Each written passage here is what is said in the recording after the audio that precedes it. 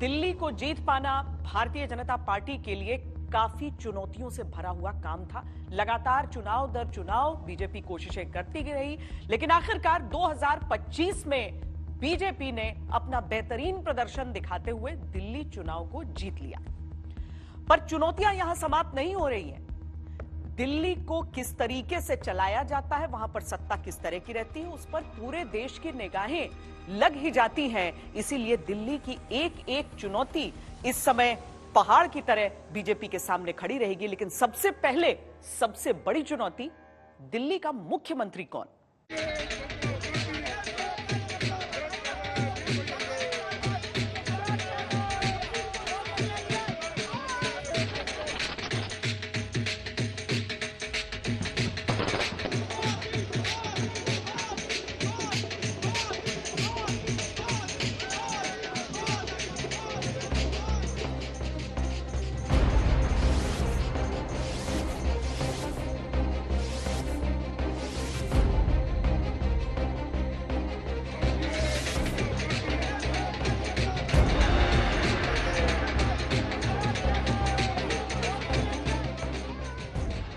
BJP ने दिल्ली का दंगल तो जीत लिया, लेकिन सीएम के चेहरे का बड़ा दांव जीतना अभी बाकी है। रोज नए नाम सामने आ रहे हैं, नई नई संभावनाएं जताई जा रही हैं, लेकिन ये सवाल अब भी अपना जवाब तलाश रहा है कि दिल्ली का 7वां सीएम कौन? मैं तो विधायक हूँ, विधायक था, 48 विधायकों में से एक हूँ। पार्टी जिसको चाहेगी सब बराबर है। कोई ऐसा फेस प्रधानमंत्री जी या संगठन चुनेगा जो 20-25 साल तक चेहरा बने रहे और पार्टी की सेवा करते रहे और इस दिल्ली को एक राजधानी, अद्भुत राजधानी बनाए। माननीय प्रधानमंत्री जी, राष्ट्रीय अध्यक्ष जी, गृह मंत्री जी, तमाम शीर्ष नेतृत्व तय करेगा। जो तय करेगा वो सब लीडर्स को मंजूर होगा, इसलिए ये कोई इशू ही नहीं है। हमसे बहुत सीनियर है और दिल्ली में जो 48 लोग आए वो 48 के 48 लोग सीएम के लायक हैं। उसमें से जिसको पार्टी विधायक दल का नेता चुनेगी वो व्यक्ति सीएम बन जाएगा। कोई रेस जारी नहीं है, विधायक दल की मीटिंग होगी और जो विधायक दल का नेता होगा वो चुन लिया जाएगा। मुझे लगता है कि हमारे यहाँ कोई इस तरह का खींचतान नहीं है। बताया जा रहा है कि 1-2 दिन में सीएम के चेहरे का ऐलान विधायक दल की बैठक में हो सकता है। उसके बाद 19 या 20 में नए मुख्यमंत्री का शपथ ग्रहण समारोह भी हो सकता है। लेकिन अभी सब कुछ सस्पेंस के दायरों में है। सत्ता गंवा चुकी आम आदमी पार्टी अभी से बीजेपी पर हमलावर है। विश्वस्त सूत्रों से ये पता चला है कि गाली गलौच पार्टी ने ये फैसला लिया है कि उनकी पार्टी में सबसे ज्यादा गाली गलौच करने वाले नेता रमेश बिधूड़ी जी को उनका मुख्यमंत्री का चेहरा बनाया जाएगा। मुख्यमंत्री के नाम की घोषणा होती रहेगी, लेकिन दिल्ली की राजनीति का पारा चुनाव खत्म होने के बाद भी नीचे नहीं आ रहा।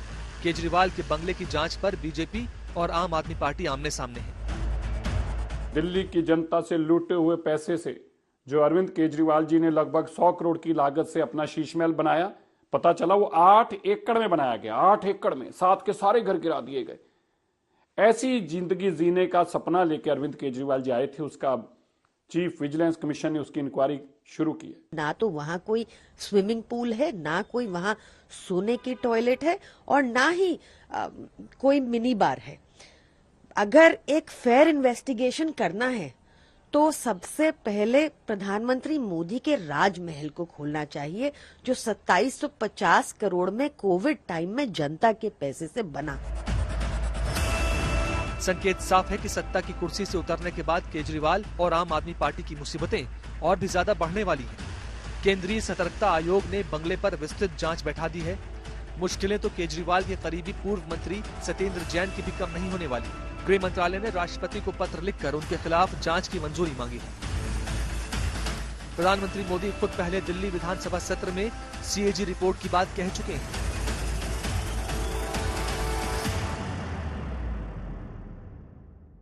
मैं गारंटी दे रहा हूं, पहले विधानसभा सत्र में ही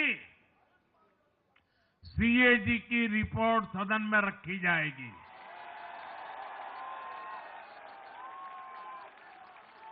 भ्रष्टाचार के हर तार की जांच होगी और जिसने भी लूटा है उसको लौटाना पड़ेगा।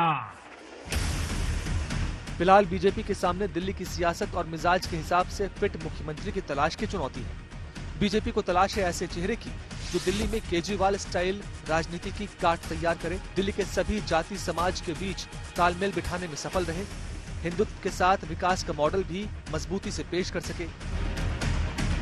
1993 से दिल्ली की विधानसभा की राजनीति में 32 सालों में अब तक 6 मुख्यमंत्री बने। 3 बार बीजेपी के, कांग्रेस से शीला दीक्षित और आम आदमी पार्टी से केजरीवाल और आतिशी मरलेना। 7वां मुख्यमंत्री कौन बनेगा, इसका सबको इंतजार है। बीजेपी नई सरकार के पहले 100 दिन का प्लान बनाने में जुट गई है। पहली कैबिनेट मीटिंग में कई बड़ी घोषणाओं की तैयारियां भी चल रही हैं। जल्द ही दिल्ली में बीजेपी सरकार की स्पष्ट तस्वीर देखने को मिल सकती है।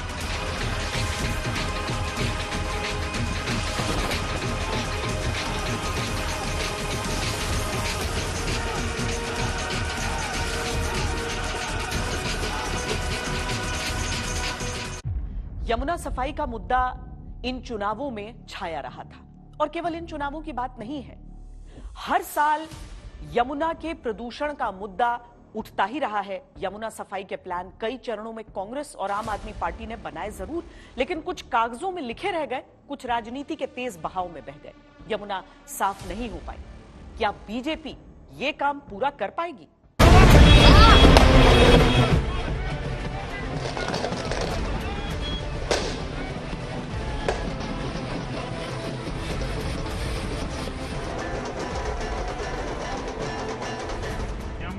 मैया की, यमुना मैया की, यमुना मैया की। नरेंद्र मोदी जिंदाबाद। प्रधानमंत्री मोदी ने दिल्ली जीतने के बाद अपने भाषण की शुरुआत इसी नारे से की। दिल्ली चुनाव में यमुना की सफाई एक अहम मुद्दा रहा। केजरीवाल यमुना साफ नहीं कर पाए तो यमुना ने ही उनको दिल्ली से साफ कर दिया। आज आपके चैनल पे ये प्रॉमिस कर रहा हूँ कि 2025 का जो दिल्ली का चुनाव होगा उसके पहले यमुना साफ कर देंगे, नहीं तो मेरे को वोट मत देना। अगर मैं 2025 तक यमुना साफ मत करूं, अगली बार मेरे को वोट मत देना। अगले चुनाव के पहले मैं भी यमुना में डुबकी लगाऊंगा और आप सब लोगों को यमुना के साफ पानी में डुबकी लगवाऊंगा। हर मंच से केजरीवाल ये दावा करते रहे, लेकिन जब यमुना को लेकर कोई स्पष्ट नीति लागू नहीं कर सके तो दिल्ली की जनता ने उनको नकार दिया। दिल्ली के पूर्व जल मंत्री सत्येंद्र जैन ने यमुना नदी की सफाई की समय सीमा को 2022 से आगे बढ़ाकर 2023 कर दिया था। दिल्ली के पूर्व मुख्यमंत्री अरविंद केजरीवाल ने इसे फिर से 2025 तक बढ़ा दिया था। हाल ही में एलजी वीके सक्सेना ने इसे आगे बढ़ाकर 2026 कर दिया। यमुना को सफाई की तारीख नहीं, साफ मंशा की दरकार है। समय कितना ही क्यों न जाए, शक्ति कितनी ही क्यों न लगे, लेकिन अगर संकल्प मजबूत है तो यमुना जी के आशीर्वाद रहने वाले हैं। हम मां यमुना जी की सेवा के लिए हर प्रयास करेंगे, पूरे सेवा भाव से काम करेंगे।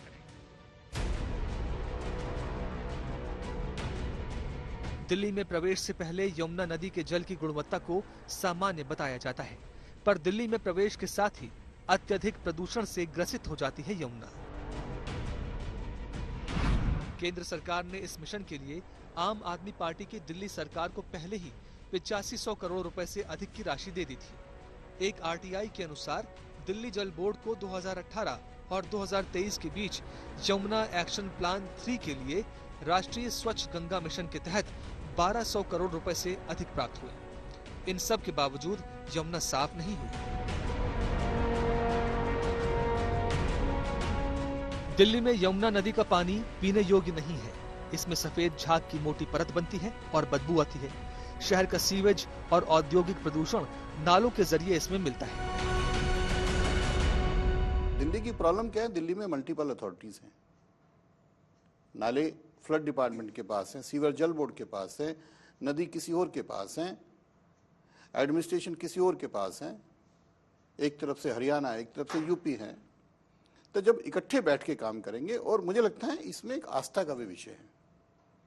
दिल्ली की पॉपुलेशन 3 करोड़ से ज्यादा है। आस्था ये भी है कि हम पूजा की सामग्री जलते जल में प्रभावित करेंगे। अब वो यमुना ही क्यों हो, धर्मगुरुओं को भी साथ आना पड़ेगा, इंजीनियर्स को भी साथ आना पड़ेगा, पॉलिटिशियन को भी साथ आना पड़ेगा। यमुना किनारे जो कुछ बसावट हैं उनका डायरेक्टली सीवरेज या नालियां यमुना में न जाए, ये रोकनी पड़ेंगी ना जी।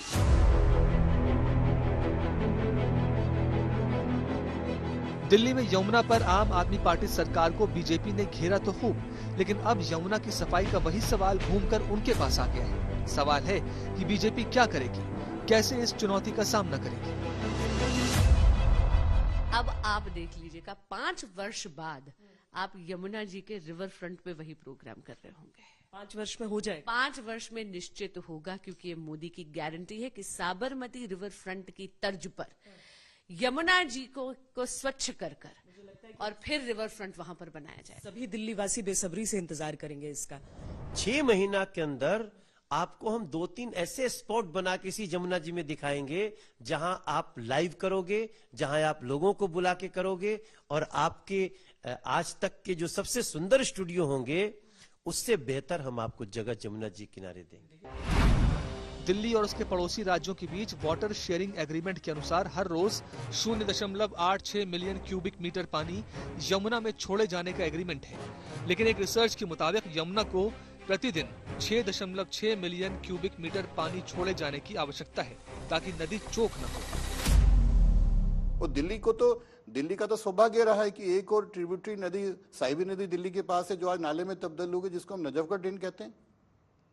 हमें समय आ गया है कि साहिबी नदी को भी रिवाइव करें, क्योंकि अगर हमें ई फ्लो मेंटेन करना है तो जो आज ट्रीटी है अपना अपर यमुना रिवर बोर्ड की, जो पल्ला में मिलता है या ओखला में आउटफॉल होता है, उसका ई फ्लो मेंटेन करने के लिए उसको रिवाइज करने की है। पहले एक पॉपुलेशन थी दिल्ली की, आज से 30 साल पहले जब हुआ 1000 क्यूसेक्स मिलता है मिनिमम, 500 देना पड़ता है ओखला में, उसको भी ई फ्लो को भी बढ़ाना पड़ेगा ना। जितना ई फ्लो आप जितना बहाव मेंटेन करोगे उतना नदी स्वच्छ होगी। एक चीज और है, प्रकृति को स्वच्छ करता है। बारिशों के दिन में तो माँ यमुना साफ हो जाती है, डाइल्यूशन हो जाती है गंदगी। अभी तक यमुना सफाई को लेकर अलग अलग सरकारों ने क्या काम किया, ये भी आपको बताते हैं। यमुना सफाई को लेकर पहला चरण 1993 से 2003 तक चला। पहले चरण में शुरुआती सफाई प्रयासों पर फोकस रखा गया। 2002 तक लगभग 12 सीवेज ट्रीटमेंट प्लांट बनाए गए। औद्योगिक कचरे पर आंशिक नियंत्रण किया गया। दूसरा चरण 2003 से 2013 तक चला। दिल्ली, उत्तर प्रदेश, हरियाणा में नदी की सफाई पर ध्यान दिया गया। सीवेज ट्रीटमेंट प्लांट बनाए गए, लेकिन नाले और सीवेज का बहाव जारी रहा। तीसरा चरण 2013 से 2024 तक चला। केंद्र सरकार की नमामि गंगे योजना के तहत इसे आगे बढ़ाया गया। दिल्ली में 10,000 करोड़ रुपए से ज्यादा खर्च हुए, लेकिन यमुना अब भी प्रदूषित है। बहरहाल जितनी बड़ी यमुना है उतना ही अहम ये मुद्दा। सरकारें बदलने और पलटने वाली यमुना को बीजेपी कैसे साफ करती है, ये आने वाले वक्त में पता चलेगा। दिल्ली और आसपास के क्षेत्रों में वायु प्रदूषण एक गंभीर समस्या बन चुकी है, जो हर साल बढ़ती जा रही है। दिल्ली में वायु गुणवत्ता में गिरावट, खासकर सर्दियों के महीनों में, चिंता का विषय है। साथ ही पीने के पानी की कमी एक ऐसी समस्या है जो इन चुनावों में अहम रही। बीजेपी की सरकार के लिए ये ऐसे मुद्दे हैं जिन पर उसे तेजी से काम करना होगा।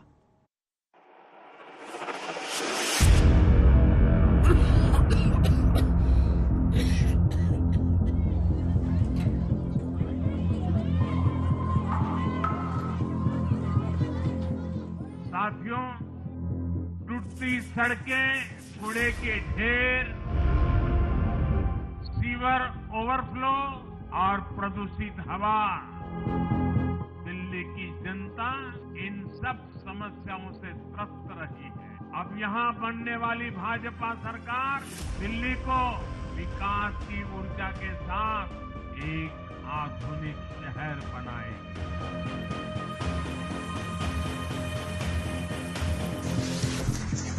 दिल्ली जीत के साथ बीजेपी को प्रदूषण और पेयजल संकट से घिरी दिल्ली मिली है।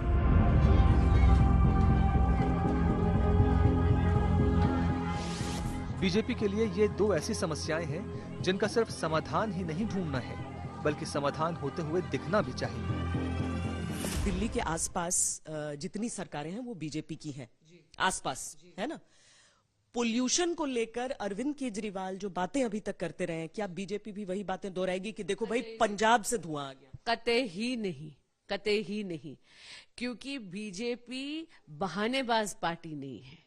ये वो पार्टी नहीं है जो काम नहीं करती और दोषारोपण किसी दूसरे पे करती है। अब आप देखिएगा, हरियाणा के साथ भी समन्वय बनाया जाएगा, यूपी के साथ भी समन्वय बनाएगा, केंद्र सरकार के साथ कोई झगड़ा नहीं होगा।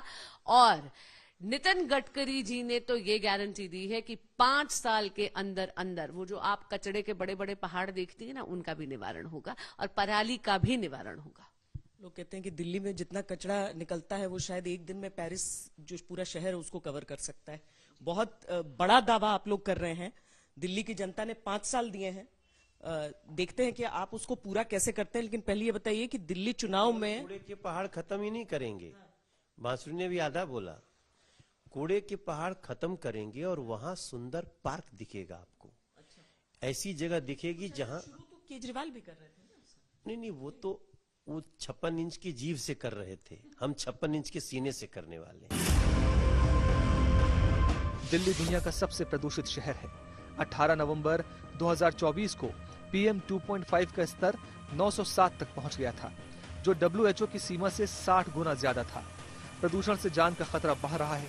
हर साल 70 लाख लोग समय से पहले मरते हैं। स्ट्रोक, दिल का दौरा, डायबिटीज और फेफड़ों की बीमारियां बढ़ रही हैं। AQI का फॉर्मूला क्या था? The highest degree of any parameter is AQI। अब PM 2.5, PM 10 क्या है? पर्टिकुलर मैटर है जिसका साइज 2.5 माइक्रोन, उससे नीचे 10 से नीचे, ये नीचे। Major contribution is from Delhi. जितना दिल्ली में डस्ट है, Delhi needs mass cleaning. Delhi को ओवरहालिंग की जरूरत है। अभी कुछ दिन पहले माननीय सर्वोच्च न्यायालय ने कहा ना 3100 टन आप रोजाना एक्स्ट्रा कूड़ा ये सॉलिड वेस्ट डाल देते, उसका क्यों इंतजाम किया? आप सड़कों पे, दिल्ली एक ऐसा शहर है जहां पर सरकारी एजेंसियां खुलेआम सड़कों पर CND वेस्ट डालती हैं, सरकारी एजेंसियां। अब जब गाड़ियां चलेंगी उड़ेंगी तो धूल उड़ती है ना। PM 2.5 और 10 बढ़ेगा नहीं बनेगा? स्टबल बढ़ने पे क्यों नहीं रोक लाई? दिल्ली में वायु प्रदूषण मानवीय और प्राकृतिक कारणों से फैलता है। मॉनसून के दौरान प्रदूषण में थोड़ी कमी जरूर आती है, लेकिन बाकी महीनों में ये समस्या गंभीर हो जाती है। विशेष रूप से अक्टूबर से फरवरी के बीच वायु गुणवत्ता सबसे खराब होती है। दिल्ली में वायु प्रदूषण की मुख्य वजह वाहनों से निकलने वाला धुआं, पराली जलाना, निर्माण कार्यों से उठने वाली धूल, कचरा जलाने, औद्योगिक प्रदूषण और पटाखों का धुआं है। लैंडफिल में आग और ईंट भट्टों से निकलने वाला धुआं भी समस्या को बढ़ाता ही है।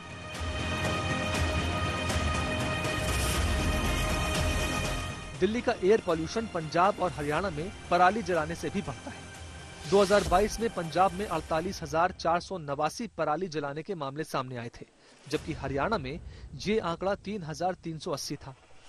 2023 में पंजाब में 33,719 पराली जलाने के मामले दर्ज हुए, वहीं हरियाणा में ये संख्या 2052 रही। 2024 में पंजाब में 9,655 पराली जलाने के मामले रिपोर्ट किए गए, जबकि हरियाणा में यह आंकड़ा 1,118 था। ये सभी हर साल आंकड़े 15 सितंबर से 18 नवंबर के बीच एकत्रित किए गए थे। दिल्ली में प्रदूषण रोकने के लिए कांग्रेस और आम आदमी पार्टी की पिछली सरकारों ने भी उपाय किए। प्रदूषण फैलाने वाली इकाइयों को दिल्ली से बाहर स्थानांतरित किया गया। पुराने मोटर वाहनों को चरणबद्ध तरीके से बंद किया गया। सार्वजनिक परिवहन वाहनों को डीजल से CNG पर बदला गया। ग्रेडेड रिस्पांस एक्शन प्लान यानी GRAP के तहत वायु प्रदूषण से निपटने के उपाय किए गए। पटाखों पर प्रतिबंध लगाया गया, लेकिन वक्त के साथ साथ दिल्ली में प्रदूषण की समस्या बढ़ती गई।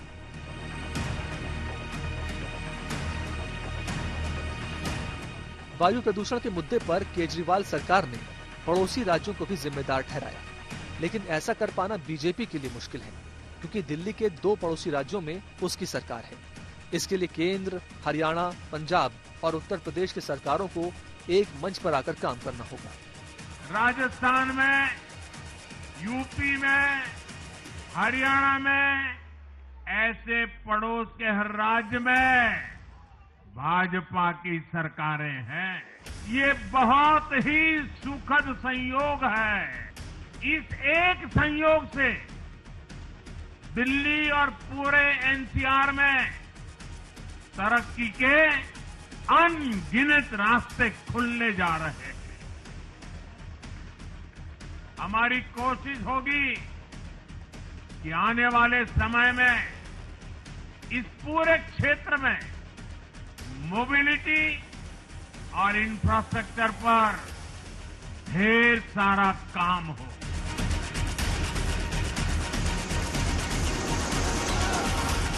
दिल्ली के लोगों की जरूरत साफ पानी की भी है।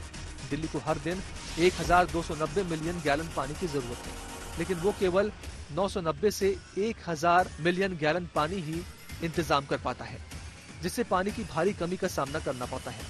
अभी भी दिल्ली में 50 से ज्यादा कॉलोनियां हैं जहां पाइपलाइन के माध्यम से पानी की आपूर्ति नहीं हो पाती है।